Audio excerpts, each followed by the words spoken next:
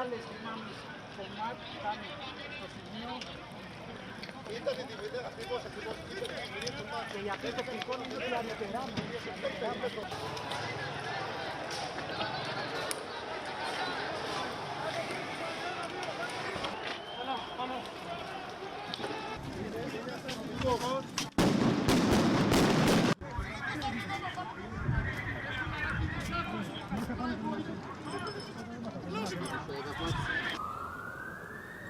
Ναι.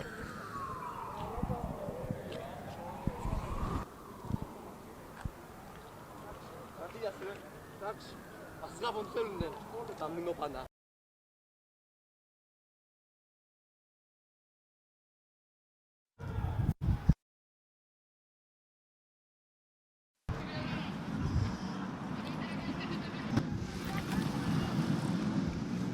Ότι έχουν κάνει περίμετρο, περιμένουν ασθενοφόρο από ό,τι καταλαβαίνουμε. Είναι πολύ τεταμένη η κατάσταση.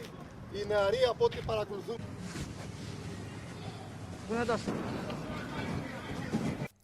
Οι θλιβερές εικόνες βίας που είδαμε όλοι απόψε στην Αθήνα πρέπει να είναι οι τελευταίες.